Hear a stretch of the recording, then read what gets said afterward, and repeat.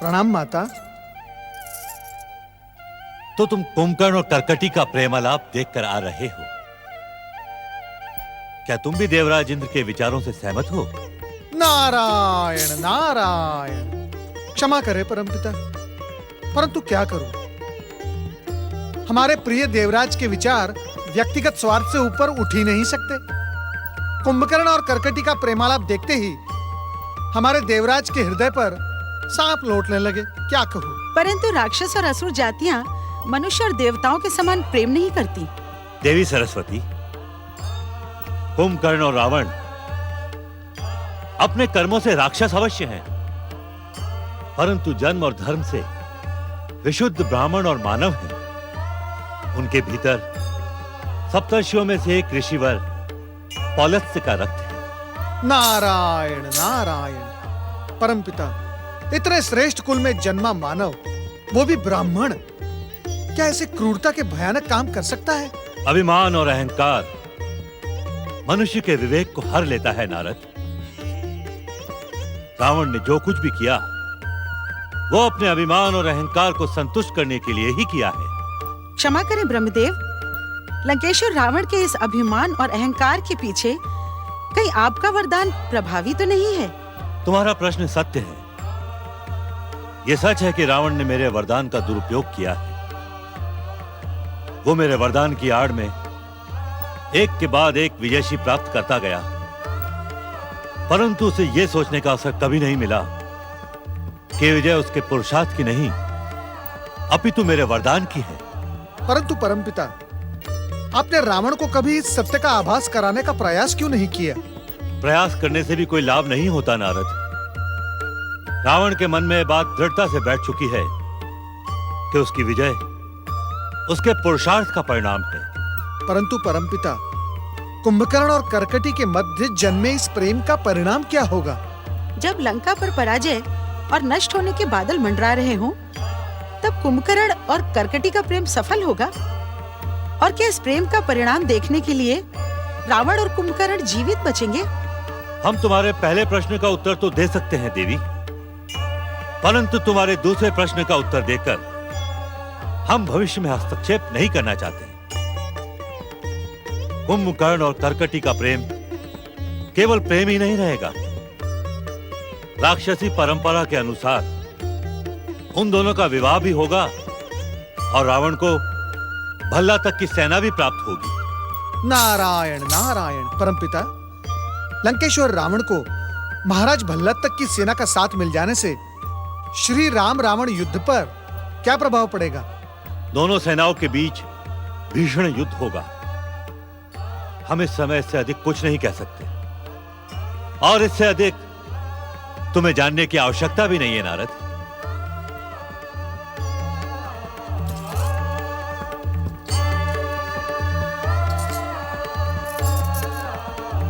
ओम नमः शिवाय।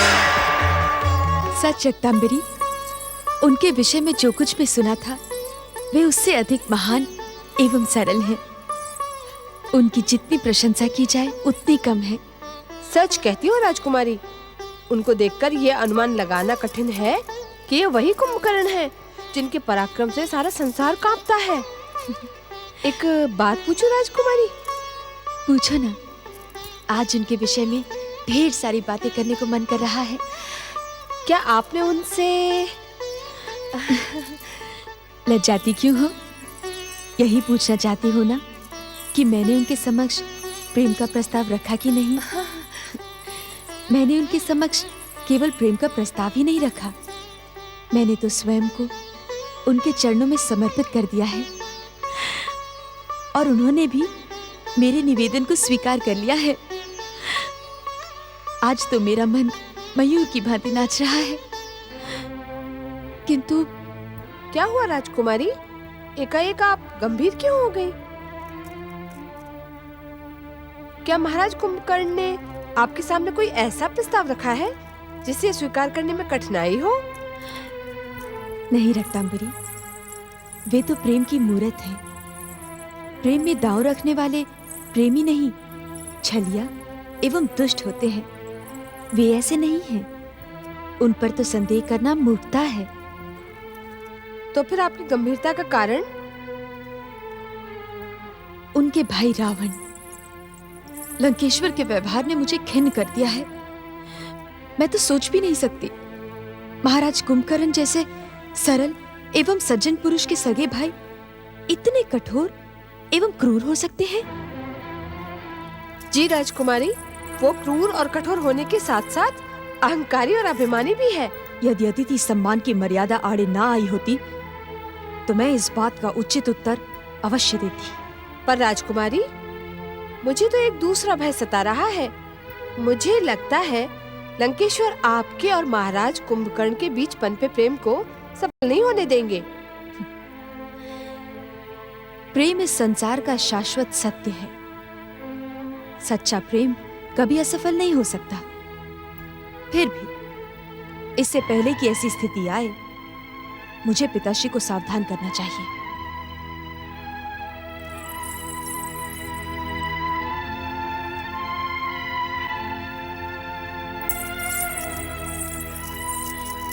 प्रणाम पिताश्री।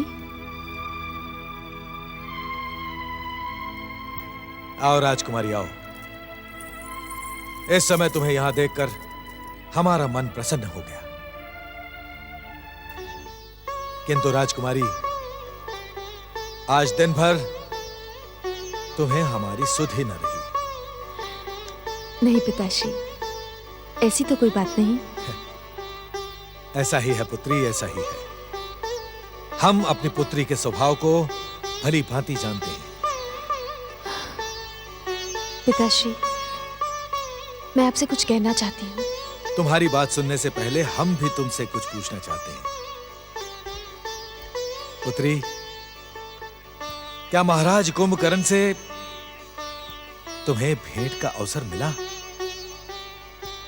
हम जानते हैं कि महाराज कुंभकर्ण को इतना समीप पाकर तुम्हारी जिज्ञासा अनंत हो गई होगी एवं एक के बाद एक प्रश्न पूछकर तुम महाराज कुंभकर्ण को चकित कर दोगी। जी पिताश्री, महाराज कुंभकर्ण के विषय में बचपन में मैंने जितनी भी कथाएं सुनी, उन सभी कथाओं के विषय में मेरी जिज्ञासा का संतोषपूर्ण उत्तर केवल आप ही ने मुझे दिया। अपने बारे में मेरी जानकारी को सुनकर वे अति प्रसन्न हुए। उन्होंने तो मुझसे ये भी कहा पिताश्री कि मेरे बारे में तुम्हें इतना ज्ञान है जितना मुझे भी नहीं। वे बहुत सरल हैं पुत्री। अभिमान और अहंकार ने उन्हें छुआ तक नहीं है। आप सत्य कह रहे हैं पिताश्री, किंतु महाराज कुंभकर्ण जितने सरल हैं, उनके भाई लंकेश्वर उतने ही अहंकारी, कठोर एवं अभिमानी हैं। क्या तुमने लंकेश्वर से भेंट की? प्रत्यक्ष रूप से तो नहीं, किंतु अप्रत्यक्ष रूप से मैंने उनकी बातें अवश्य सुनी है पिताश्री। और आपके प्रति उनके विचार सुनकर मेरा स्वाभिमान जाग उठा। पुत्री, लंकेश्वर रावण से तुमने कहीं कोई अनुचित बात तो नहीं कही? यदि अतिथि सत्कार की मर्यादा आड़े ना आई होती पिताश्री, तो मैं उचित अनुचित का विचार ना करती। पुत्री, लंकेश्वर रावण से टकराने का साहस तीनों लोकों के भीतर किसी में नहीं है। आज अयोध्या के कुमारों ने उन्हें चुनौती अवश्य दी है, पर लंकेश्वर रावण अपनी शक्ति से हर बार के समान इस बार भी परिणाम अपने पक्ष में कर ही रहेंगे। हमारे यहां उनकी उपस्थिति हमारे लिए कम धर्म संकट का कारण नहीं है। यह साहस केवल लंकेश्वर जैसा वीर ही कर दिखा सकता है। एक और उनकी सेनाएं श्री राम से युद्ध कर रही हैं, दूसरी ओर लंकेश्वर युद्ध को अपने पक्ष में बनाने के लिए सह्याद्री चले आए। मैं ये तो नहीं जानती पिताश्री कि ये उनका साहस है अथवा विवशता। किंतु इतना अवश्य जानती हूं कि भले मेरे पिताश्री में उनका विरोध करने का साहस ना हो, किंतु मुझ में है। आज्ञा दें।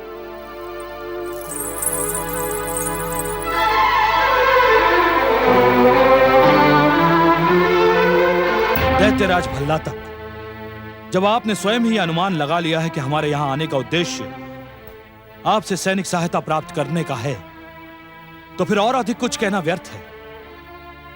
महाराज, हम आपको इतना संकेत अवश्य दे देना चाहते हैं कि अयोध्या के 2 वनवासी राजकुमारों ने बलशाली भालू और बंदरों की सेना के साथ लंका पर आक्रमण कर दिया है। लंका की सेना राम की सेना से अधिक नहीं है। इसी का संतुलन बनाने के लिए लंकेश्वर आपसे सैन्य सहायता की अपेक्षा करते हैं।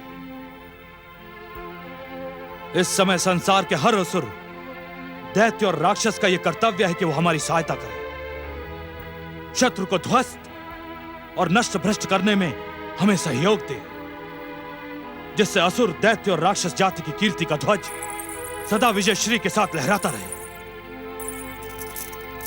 अतिथि की इच्छा पूर्ण करना हमारा कर्तव्य है, किंतु जिस सम्मान की उपेक्षा हम आपसे रखते हैं हमारे प्रति और हमारे पिताश्री के प्रति, वो आपके भीतर नहीं है। तुम कहना क्या चाहती हो राजकुमारी कर्कटी?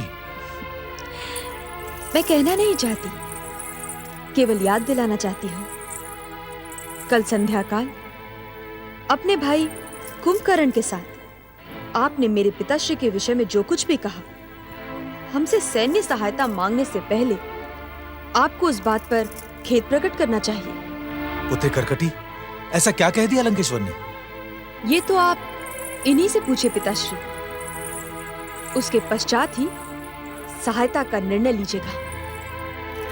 प्रणाम। ठहरो राजकुमारी कर्कटी।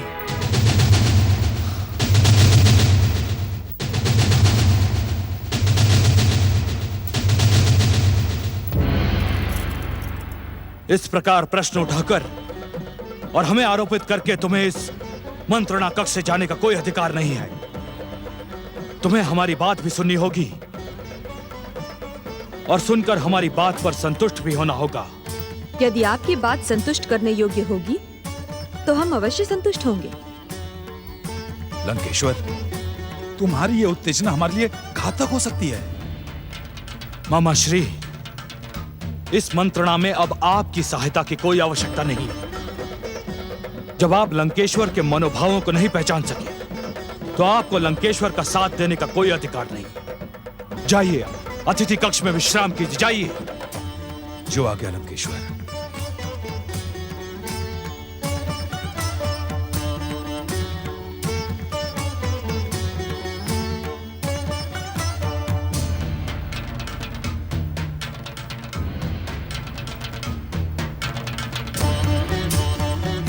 महाराज भल्लातक,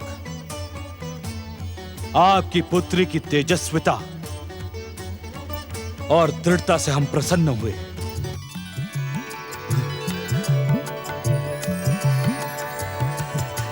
दैत्य, दानव और राक्षसी कन्याओं के भीतर ऐसी ही दृढ़ता, ऐसी ही आग होनी चाहिए।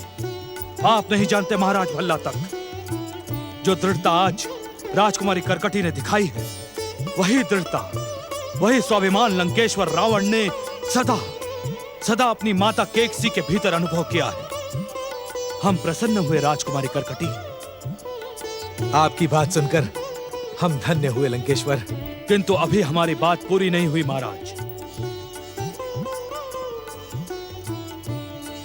आपकी इस तेजस्वी पुत्री से अभी हमें क्षमा मांगनी है। इनके संवाद का आदर करना है। राजकुमारी कर्कटी, अब इसकी कोई आवश्यकता नहीं है लंकेश्वर। आप महान हैं। महानता का हर गुण आपके भीतर समाया हुआ है।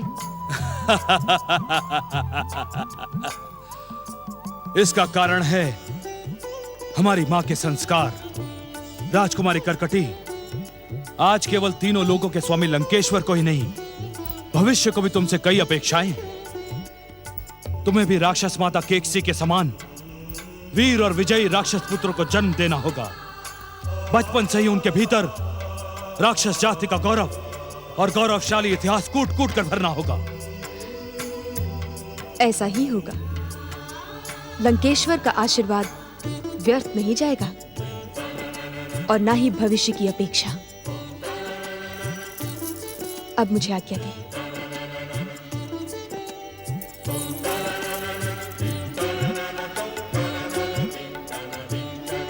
लंकेश्वर, हम आपकी इच्छा का आदर करते हुए सह्याद्री की संपूर्ण सेना को आपके साथ भेजने के लिए प्रस्तुत हैं। परंतु